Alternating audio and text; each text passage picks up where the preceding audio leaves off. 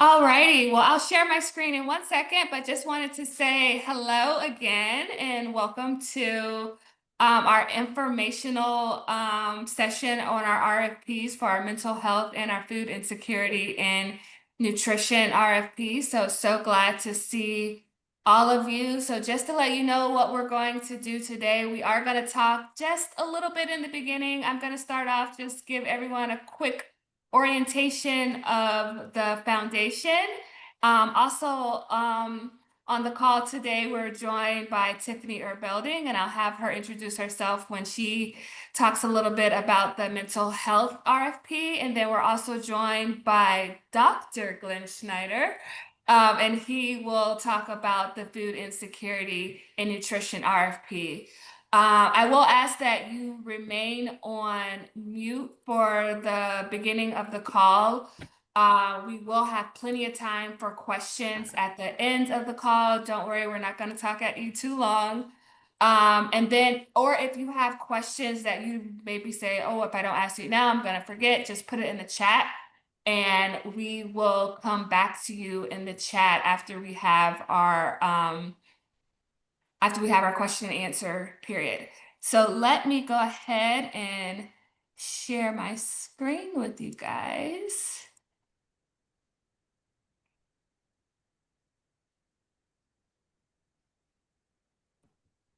Yeah. Okay, yes. So welcome to our information session. I just want to give just a little bit of overview on the Horizon Foundation. So something very exciting for the foundation is that for the first time in 25 years, we went through, well, not the first time we went through a strategic plan, but we went through a strategic plan. And for the first time in 25 years, we changed our mission and our vision and our values really to just be able to represent just a bold new direction that we're going in. So we're on a new 5-year strategic plan that really lays the groundwork for our future, which is really embedded into racial equity, that's really driving all of the work that we're doing. Our strategic plan is really centered in how we partner with community at every level and how we continue to be able to just deliver trust-centered philanthropy. So you'll hear that a lot in the work that we do, and really think about how we just are able to drive impact in the greatest need, in the areas of the greatest need. So you'll see here our vision. We envision a Howard County free from systemic inequities where all people can live abundant and healthy lives.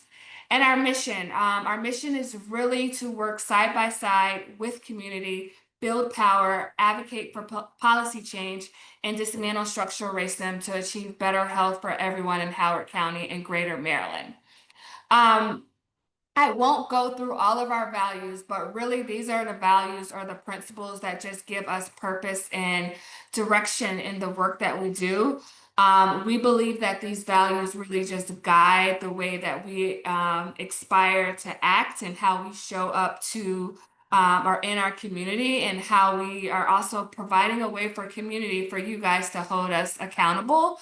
So really, as we think about the work that we do at the foundation, we promise to be impactful, trustworthy, anti-racist, courageous, and catalytic.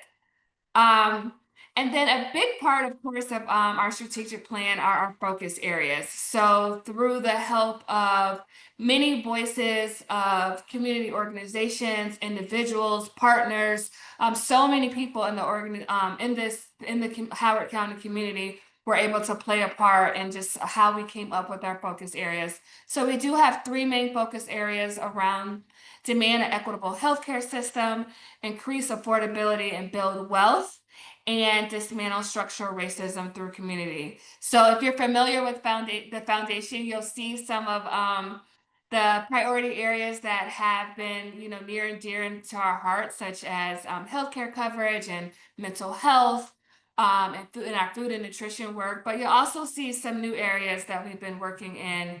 And everything that I will say, and you'll hear a little bit more as we talk about our 2 different opportunities, is really around co-creation. And this is just really the idea that within the foundation, we know that we can't do this work alone. And so we're really committed to think about how we can make equitable decision-making approaches to advance the priorities that are set forth in our strategic plan. So how can we work alongside our community partners, our grantees, our coalitions, and just overall community to think about like how are we co-creating the solutions to some of these very complex health problems within the county.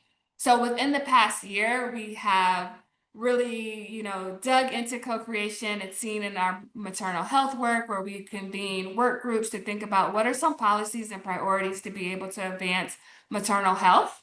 And then in one of our newest focus areas, housing, we've also had a lot of work to move that work along and just work in work groups to think about, what are the strategies, what are the policies, how can we organize and build power together to think about how we can have affordable and attainable housing in the county. So when you look at our focus areas, you'll see that all of this work is interconnected. So as we're continuing to, implement our strategic plan, we know that we really just want to ensure that everyone in Howard County can live an abundant and healthy lives, and all of our work is interconnected and interrelated on every level. And we know that this work spans and touches so many people. So now, as we are continuing to implement our strategic plan, we are continuing to bring in new focus areas and expand on some of the work that we've done. So that brings us to why we're here today is to talk about our two new RFPs. So we have one around mental health and then one around food insecurity and nutrition. So you can see where those fall at in our focus areas.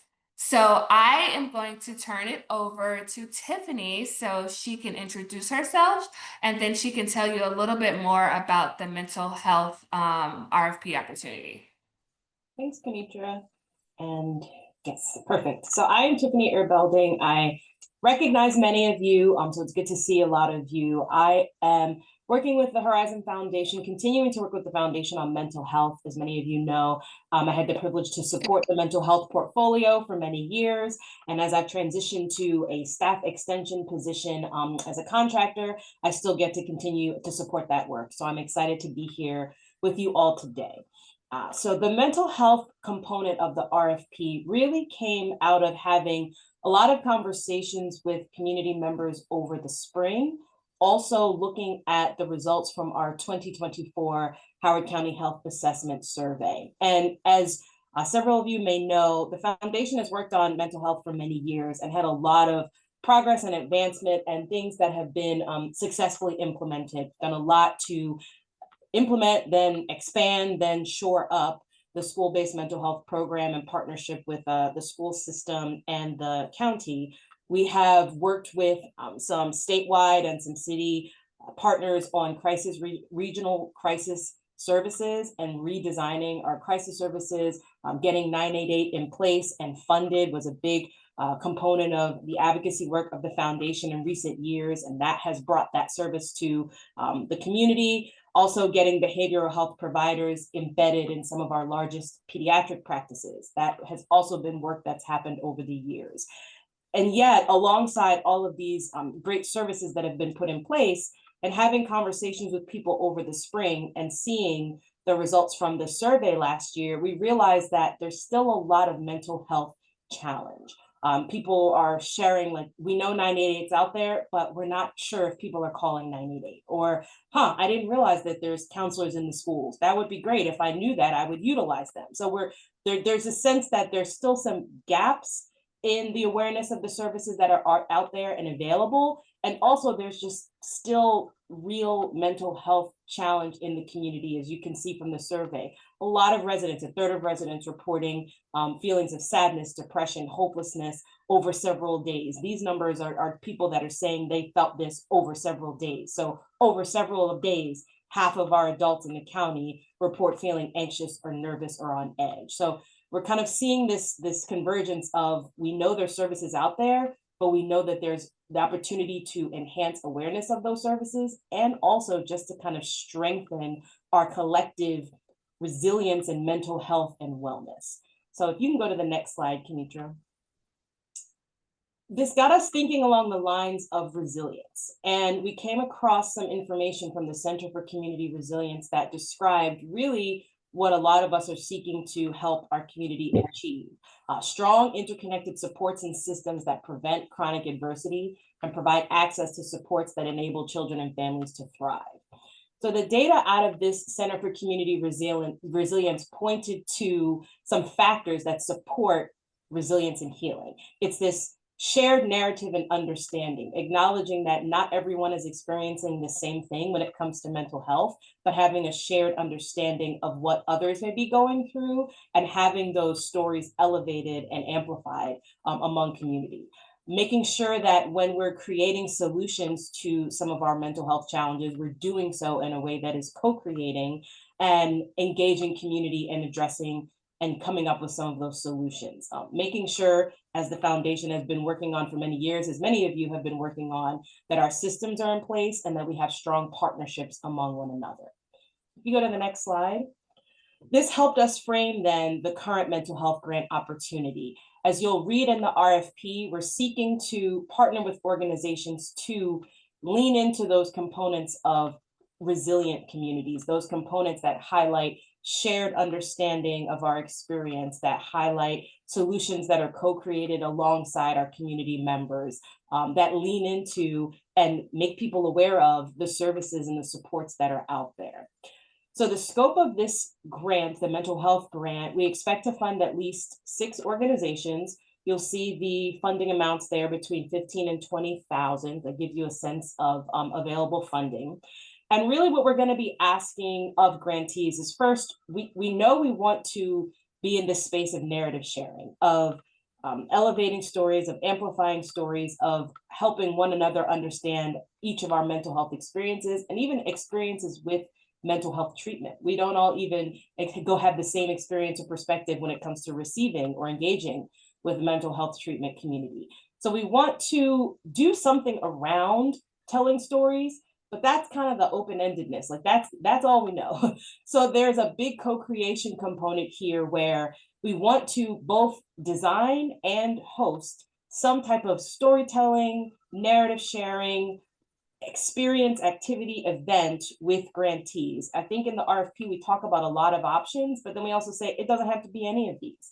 It could be a film festival that happens in the spring. It could be a poetry night that happens over a couple of days in the spring. It could be, I don't know, an arts event where we're talking about like art on a canvas, and that's a traveling art show among all the grantees. It's really very open-ended. We want to do this in a co-creative way, but we know that we want to do some type of narrative sharing. Again, leaning into what we learn in the data, what we learned from the Center of Community Resilience is a key component to helping build community resilience.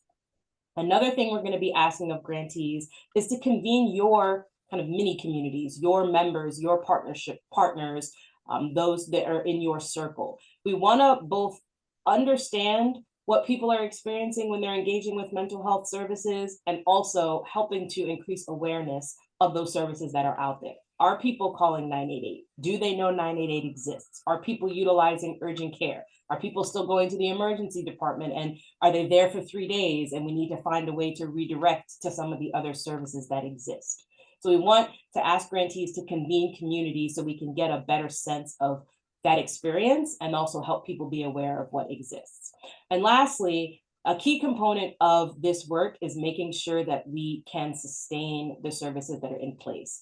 Those of you that may be a part of the Mental Health Matters Coalition or be on the foundation's newsletters will have seen opportunities to sign a petition, reach out to legislators, different ways that you can advocate that our mental health services and resources are continued to be funded, particularly around the school-based mental health services. We had a big push this past spring where we asked people to sign up on the petition and state their desire, state that we want these school-based mental health services to continue to be funded by our county. And so what we're going to be asking our grantees to do is help us to continue to do things like that, where we see opportunities to sustain funding, where we see opportunities to go after new funding, where we see opportunities to change legislation or regulations or things that might make that mental health experience better, wider spread, more accessible for our community, we're going to want your help in that advocacy journey. So that's the last component of what the mental health piece of the grant is asking of grantees. And that's it. I'll hand off to Glenn now. Thank you, Tiffany. Sure. Great. Hello, everybody. My name is Glenn Schneider, and I am the Chief Program Officer here at the Foundation. And I've been here at the Foundation for 14 years, and I love doing these sort of grant information sessions. This is an exciting time for the Foundation to be working in partnership with all of you. And as someone involved in our hunger and food insecurity work, I will tell you that it is needed more than ever. As you probably know, in the current environment that is around us, with all of the reductions in forces and all of the layoffs that we've seen at the federal level, Howard County has certainly been hit by a lot of those. And even on top of that, we know from, again, the 2024 Howard County Health Assessment Survey that at least 20% of Howard Countyans are chronically food insecure, meaning they don't have the food that they need in order to feed their families. That chronic food insecurity is driven by many of the conditions that we see around us: rising costs of overall food and drink and everything else, at the same time as we see rising costs in housing and all the other sort of things across the board. We know that when you add that with temporary food insecurity caused by things like the reductions in force, et cetera, there are plenty more people that are living food insecure. In fact, if you take that 20% of Howard Countyans and you extend it a little bit, that's almost enough people to fill up M&T Bank Stadium on a sold out kind of a Sunday for the Ravens games. It's quite a lot of people. And then when you look and say, well, what other populations are having even more a hard time? Our survey points to African American and Hispanic neighbors, particularly, who are experiencing a lot more food insecurity in the current time, in the current climate. And we know that most food insecure residents live in Columbia, Elk Ridge, and Laurel areas of Howard County. So these things are known to us. We know that this is a problem that we've continued to see, especially since COVID. It's something that is now even higher than we would ever want to see ever. And we can do something about it. Next slide. Movement building is key here. So let me just say that we have worked with the Healthier Choices Coalition. We are a proud partner at the Foundation with the Healthier Choices Coalition. For the last 4 years has been doing work to try to change what we see, particularly around food security, increasing access to healthier food and drinks, and reducing diabetes, which is a key outcome from food insecurity since that 2022 time. And as a proud partner, that means that we are providing as much support and help to all the coalition members so that we can continue to move the things that will change this for people. We know that movement building is key because food banks and pantries, while they are wonderful, and we have a lot of folks who are involved in that part of dealing with food insecurity of now, we can't possibly fill the need on a regular basis. We know that we need systemic change so that we can actually all have access to high quality, affordable, nutritious food on a regular basis. And that's why the coalition was ever formed.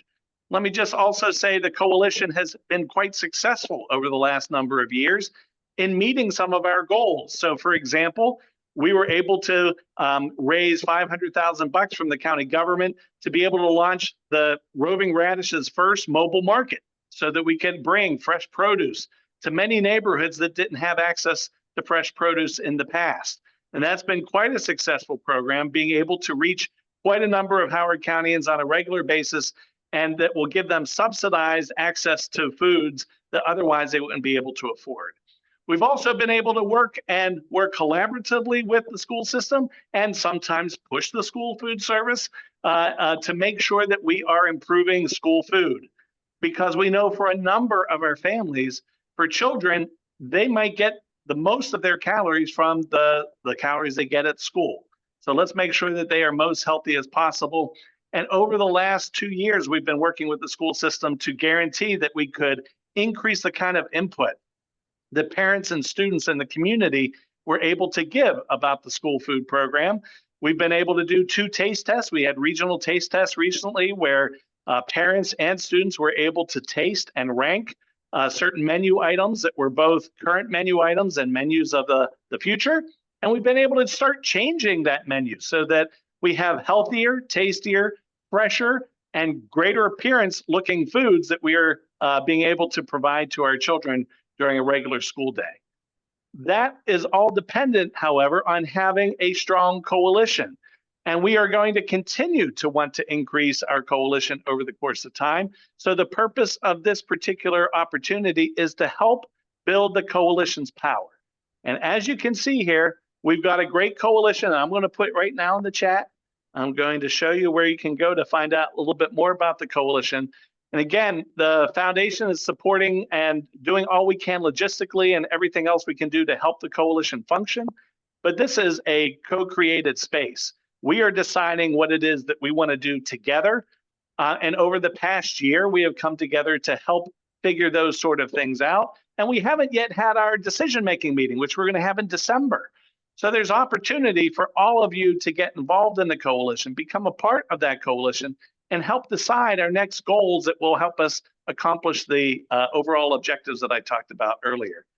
So what does this do? We are looking for at least 5, hopefully more, between organizations who would receive between $15,000 and $20,000 that will do more than just show up at a meeting. This is really to help us expand the coalition, to help expand the reach, to be able to go out and talk to organizations and people so that we can bring folks that want to solve these problems together so that we can come up with the sustainable solutions that will get us a better result at the end of the day. So that means that we are trying to help shape the next set of coalition change priorities and help evolve that and shape that. We want to grow coalition memberships, and your responsibility as a part of that is to help lead the work that we do, working in collaboration with everyone else so that we can bring more groups. So we would want you to be bringing new groups to the table and being willing to go out and talk to other organizations about the importance of coming together to solve this problem. And lastly, of course, advocating for the policy and system changes that are needed to improve food security. We just had a food insecurity town hall here in Howard County a number of weeks ago, quite successful, quite crowded. We heard from a lot of key organizations in the county who are doing this work. And now we're looking to expand it even more. That's why we wanted to have this opportunity to talk with you and hopefully bring you in one way or the other, whether or not you decide to go ahead and apply or whether you just want to partner with us in any particular way. We'd love to have you on board working with us. I'll turn it back over to Kenitra, and thanks so much. Thank you, Glenn. I don't even know if I introduced myself in the beginning because I was so excited to share the opportunities with you. But I am Kenitra Folkwa, and I oversee all of our grant making at the foundation and work with an incredible team to kind of really advance this work in the community. So just wanted to introduce myself, but thank you, Tiffany. Thank you, Glenn, for explaining those opportunities. And we will, in just a little bit, we will have more time to answer any questions that you might have. I just want to talk a little bit more about how to apply, what we're looking for, who's eligible to apply, and then we can get to question and answer. Really, as we think about our organizational partners, we're really looking for partners that are committed to and working on some of these goals. So partners that are community led and really think about, working deeply in the community and how their work advances the health of the community.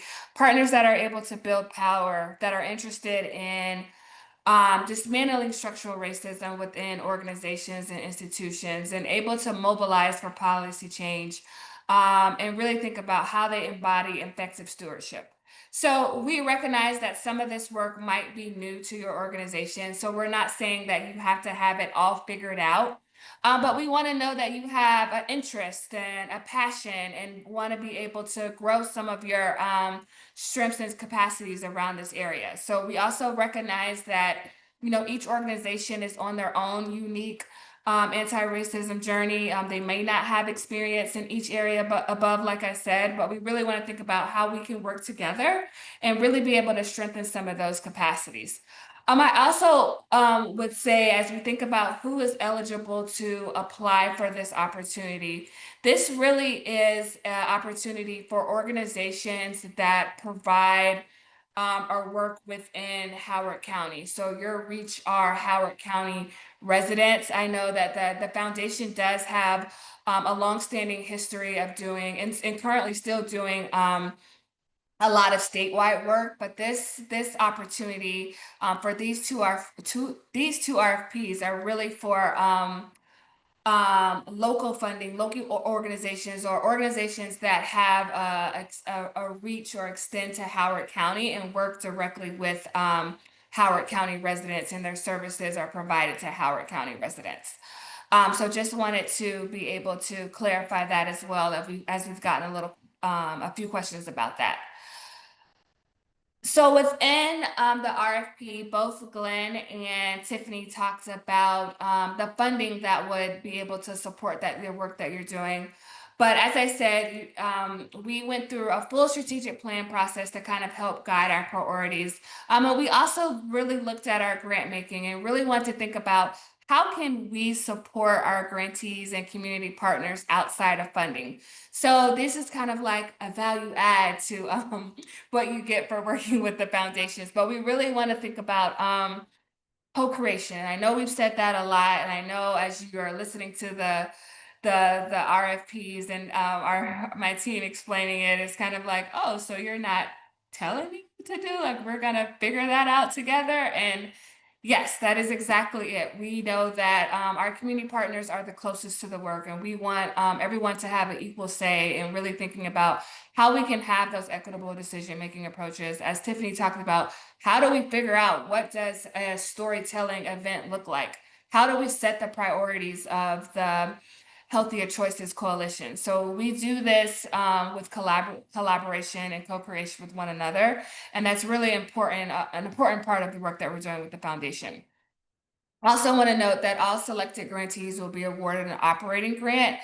We really see this as a way to allow for more innovation, emergent action, and sustainability. So yes, we will come together and co-create solutions for these challenges in Howard County, and we want to be able for you to be able to use the funding as a tool to kind of help support the work that you're doing in your organization as well.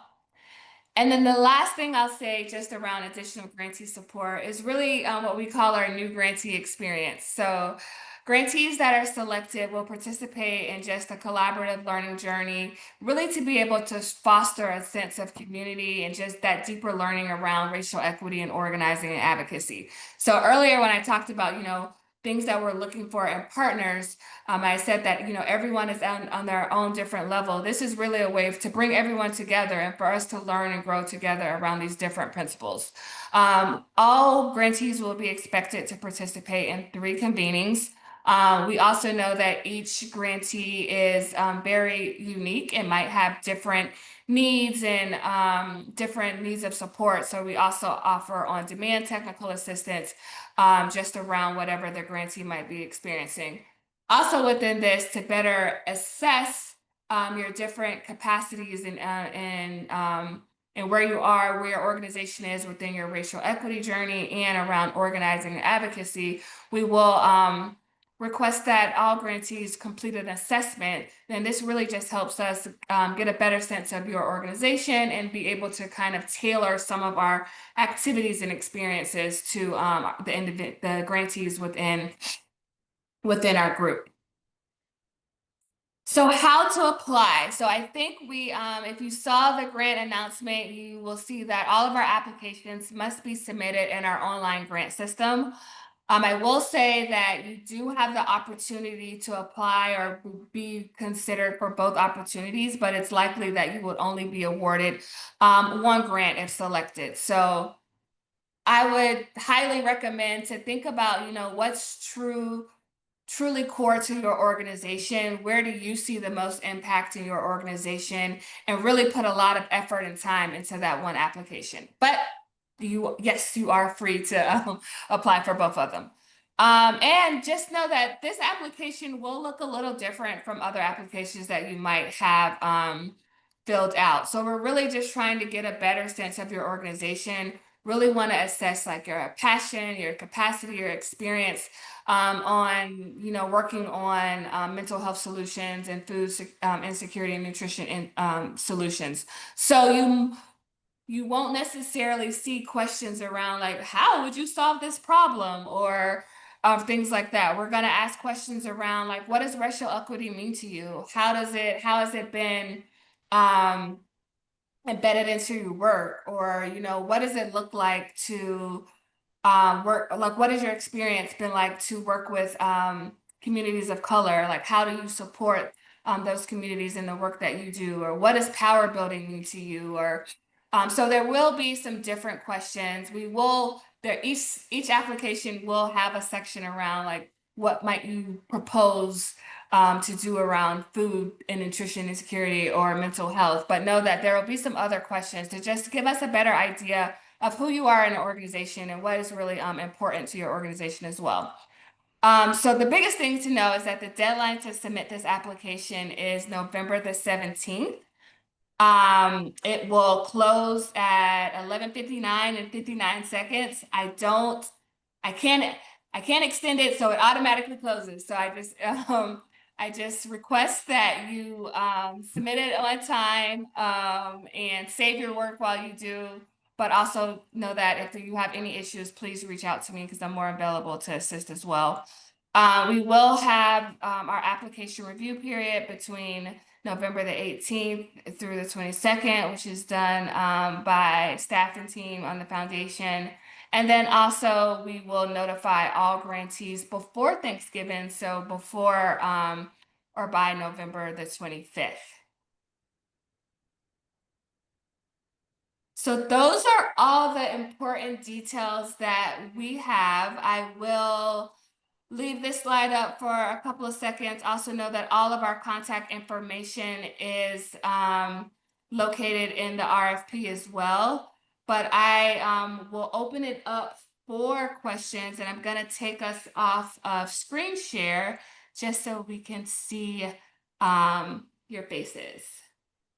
And Kenitra, while you do that, let me also just say I asked everybody to introduce themselves in the chat and what they love about the fall season. And boy, absolutely, all you folks are absolutely right. We've got basketball season, we've got the colors, we've got trick or treating.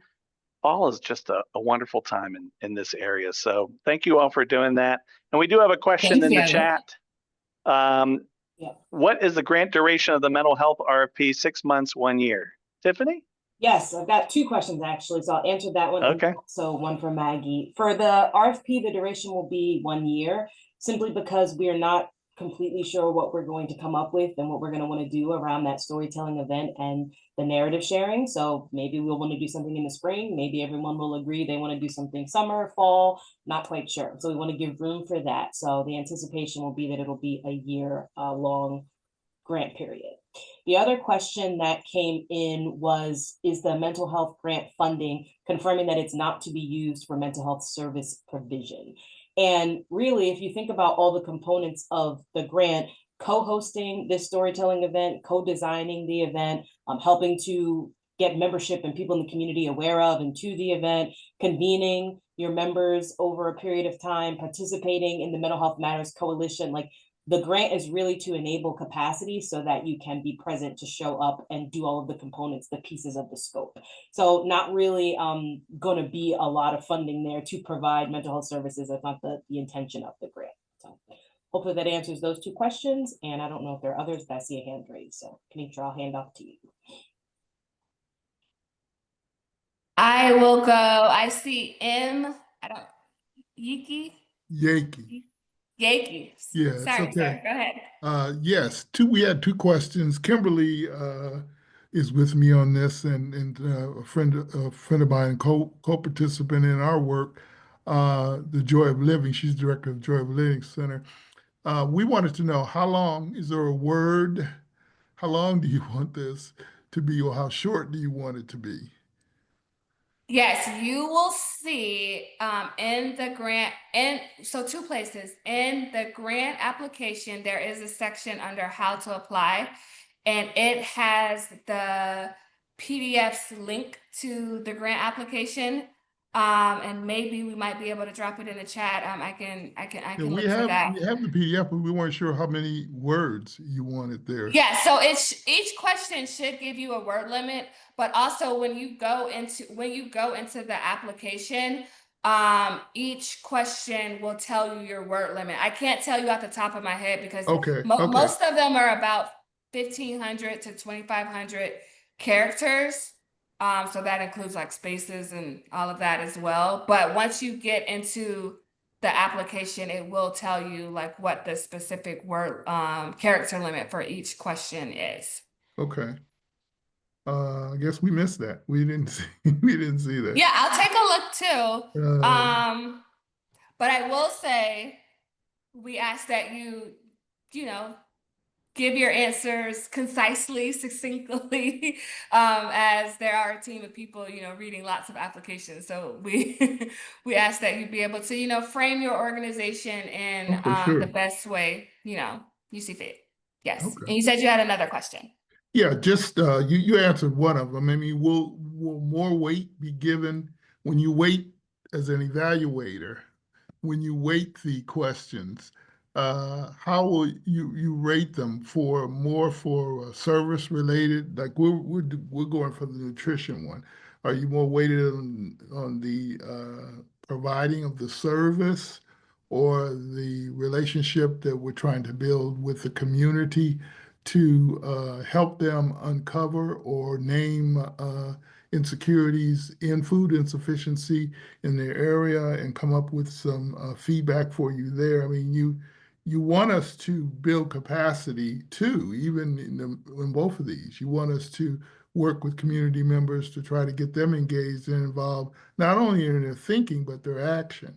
So are you gonna, I mean, maybe you can't tell me that, how you gonna, what would be more? Thank you for that question. I saw Glenn come off mute, so I think that he might want to answer that question. Thanks, Kenitra. Yes, that's a great question.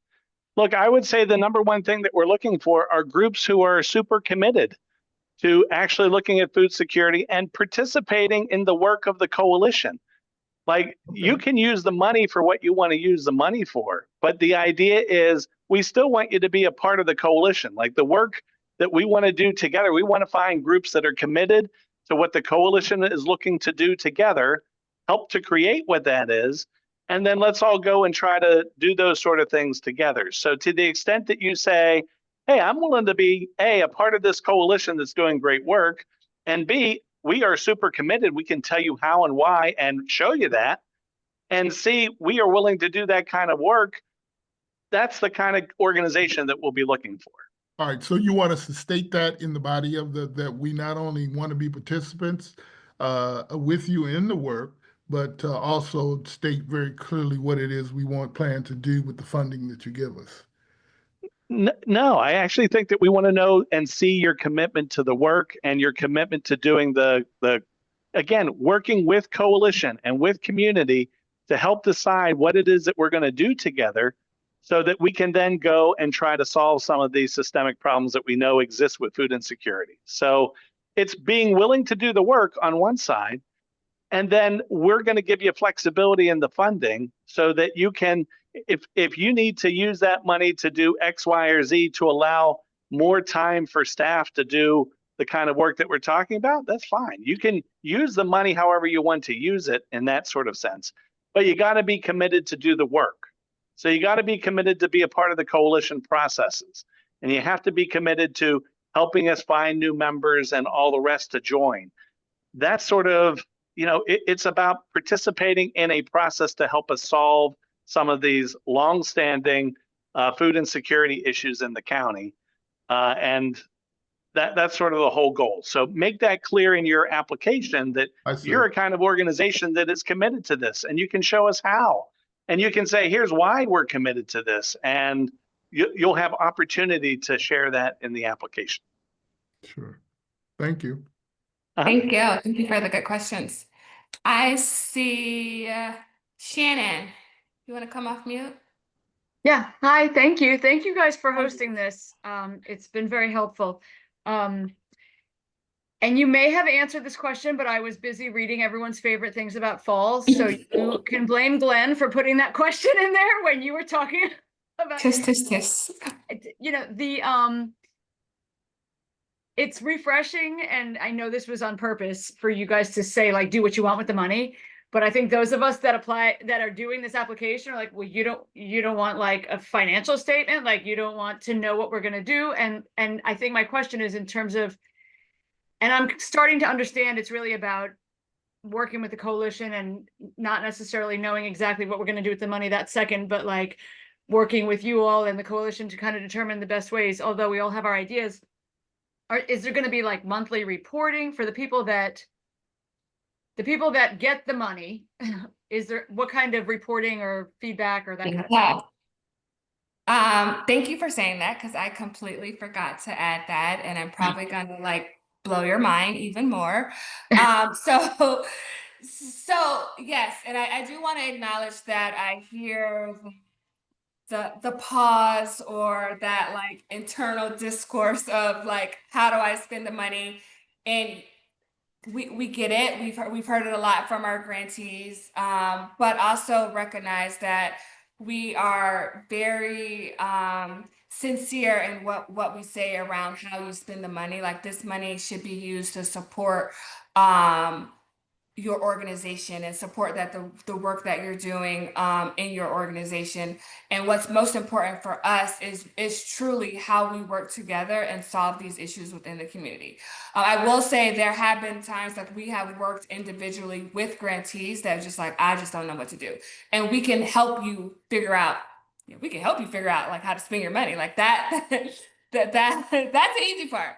But yes, I do understand that. And then for tracking purposes, in addition to how we work with grantees and really thinking about how we relieve some of this administrative burden from grantees, we do check-in calls. So each, instead of doing a final or midterm report, our team works directly with each grantee and does a check-in call with the grantee. We take the notes, we put the notes in our grant system, and then we send it over to our finance team, okay to pay, because we have talked to them and we know that you are doing the work because you are working in partnership with us. You're working in the coalition. We see you showing up to the meetings.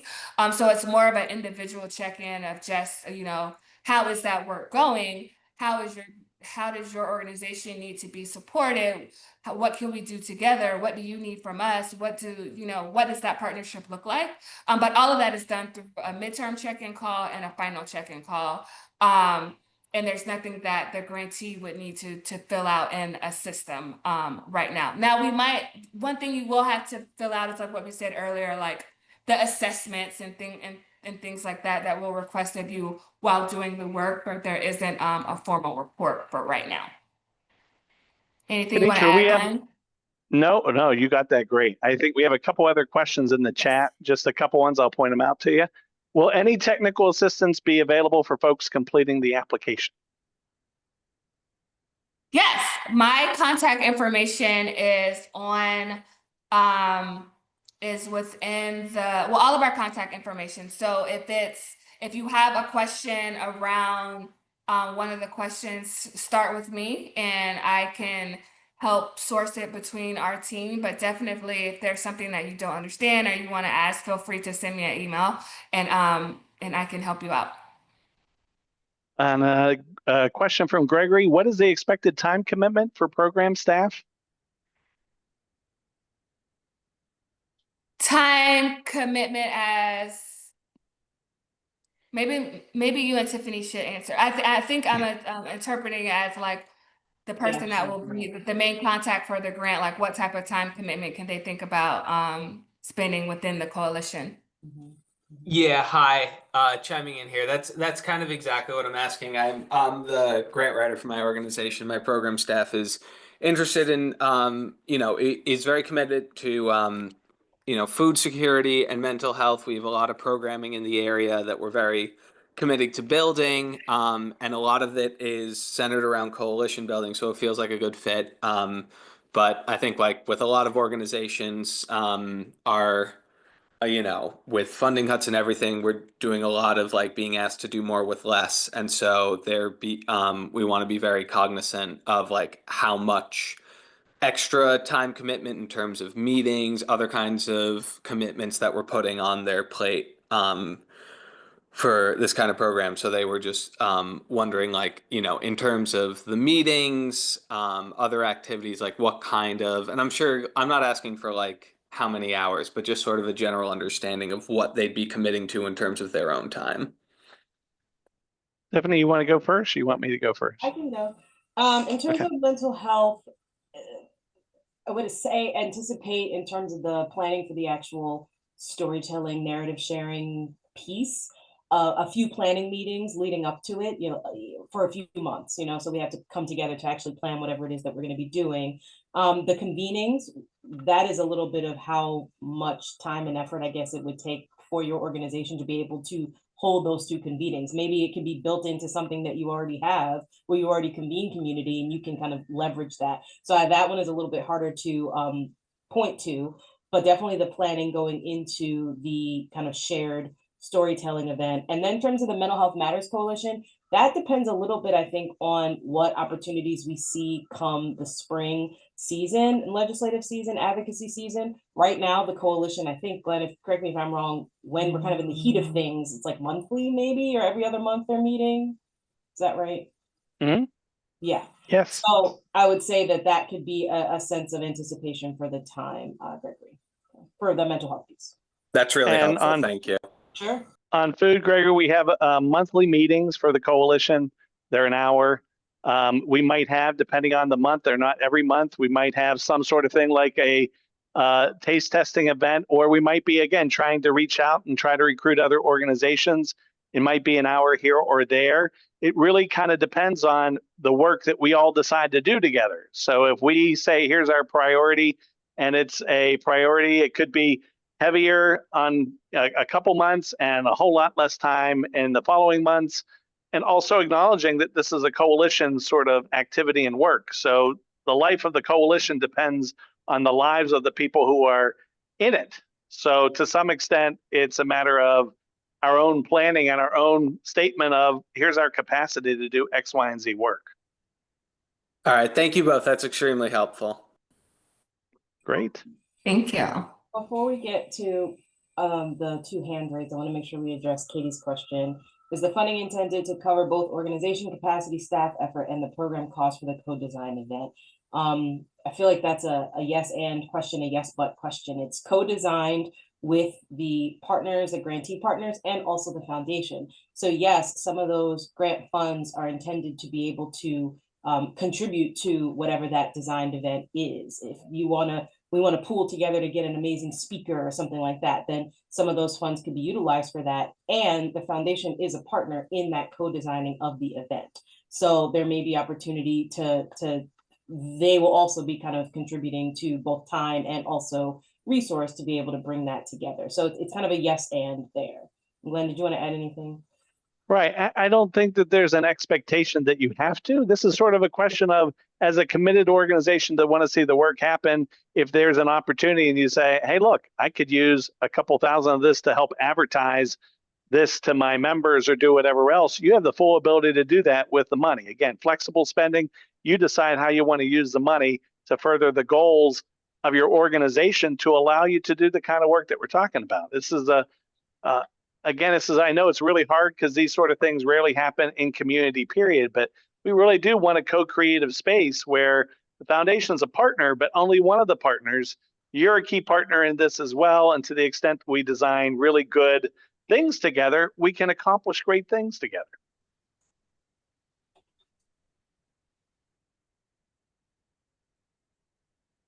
We have one more hand raised, and then we'll take a look in the chat again. Mr. Yaki, Yes, I'm here. okay. Okay, just had a question. Do you guys want to foster in us leveraging our programs? We've started already, like with Anna already. We're working with her at her food warehouse to help to provide food with one of our projects. We just started this Tuesday for lunches for some of our homeless people. And is that a thought that you would have? You're already doing a lot. Can we use money plus other programming that you already have to have a more robust program where we're leveraging? I mean, you guys have a lot of stuff going on that we could use and add to what we're asking you for. Is that a favorable thought that you want us to do that kind of thing too? Leveraging's great. Certainly not required. I think that the idea is, again, co-created work where we're all coming together, particularly on the food side, to do this sort of work together that we decide is important, and then trying to figure out how we can best accomplish it. Okay. And again, I think that we're looking for, on both sides, we're looking for people who care about this issue greatly, Right. who say that this is an important thing to us, and we'll tell you why, and we'll make sure that you understand and feel our passion in all of this. We want to be selected because we want to solve these problems, and maybe you knew about the coalition or maybe you didn't. It's okay. It's Yeah. more a matter of how do we solve these big problems that we have together in the community, and do it together. Okay, and just the thought, do we want to make sure that like within our group, we have a lot of retired people. We have that are committed to this work and have been for 10 years and in a real active way. And so the stipulation meeting with you guys once a month is not an issue. It's not an issue at all. So I'm just saying, if we want to do more, if we want to be represented more, will there be opportunity to do that? Do you have leadership opportunities within the coalition for us to lead some efforts as well as being a participant? Absolutely. And I will say that our lead organizer with the coalition, Alice Harris, who many Yes. of you know in community, used to Mhm. run Head Start, has been working with us in the coalition for the last number of years. She's on her way to becoming a grandmother. So Yes, she is yeah. traveling. That's why she's not with us Yes. tonight. But Mhm. really, really exciting time for Alice. But Yeah, we're in any praying for her. case, yes, we love working with whoever wants to work on these issues. Again, the coalition is proud partners of a lot of these coalitions that are out there, with the idea that we want to be a partner, but we don't want to own and run all these things. This is a co-creative thing, and we want to do Sure. that together with everybody. Thank you, Glenn. Appreciate it. Sure. Sure, I want to grab two of the questions out of the chat that are somewhat similar. One, when are your other grant cycles, or are these the only currently open grant opportunities? And secondly, will you be releasing other grant opportunities in your other focus areas in the strategic plan? Thanks, Tiff. So yes, so these are our current open grant opportunities right now to support our mental health and food work, and knowing that this work will continue to build and grow. So this might not be, this is the grant opportunity, for this cycle, but knowing that there could be additional opportunities to build off of the work that we're doing now. Also knowing that there will be other RFPs for other issue areas. Last year, our focus was housing justice and maternal health. So that work is still ongoing now. And there could be additional grant opportunities added next year for that. So the foundation is really thinking about how we stage and pace our work. We know there are so many challenges in the community, but trying to think about how we can really be good stewards with the funding that we have and be able to support different priorities throughout our strategic plan year, and knowing that it is a 5-year plan, but knowing that these problems won't be solved in 5 years, so the work will continue. And also knowing that don't all of y'all email me at once, but knowing that like we really do want to hear and support from communities. So as things, opportunities, questions arise, like let us know. We want to be in community and in fellowship with you. If you have a question for something outside of another area and want to just submit ideas, or think about, have a specific question of like what would our funding look like for that, if funding is available, like feel free to email me. but don't all email me by tomorrow morning, because I won't have the capacity to answer. No, I'm kidding. Feel free to, you know, stay in touch and think about like what are some of these other ways we connect around other health challenges in the community as well. Don't see any other questions in the chat, just letting you know. I think we answered all of them. I did. I guess it was a question slash comment, because you did allude to it earlier.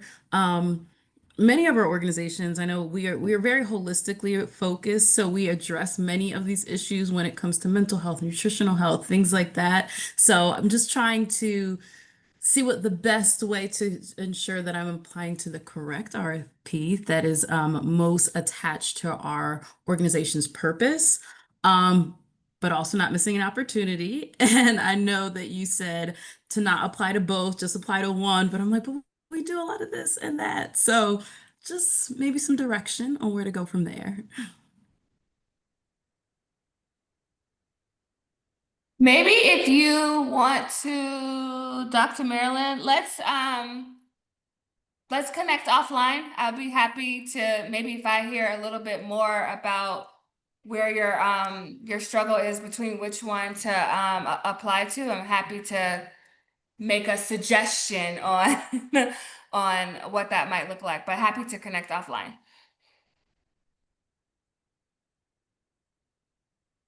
Any other, I know we are about 2 minutes to 5:30 and I want to respect everyone's time. Any other questions before we wrap up for today? Hi, Dr. Jackie Palmer. Thank you all so much. This was such an important time in just bringing everyone together. I had the same question about which one to apply to. So how could I connect with you offline about our organization a little more? I am putting my email address in the chat. And feel free to shoot me over an email and we can connect. All right. Thanks to all the wonderful presenters again. Thank you guys so much. We will get this recording posted, and if you have any questions, please just let us know how we can best support you guys. Have a good rest of your evening or a good rest of Good your day. night. Thank Good you. night. Thank you. Bye. Thank you. Bye. Good night. Thank you. Bye.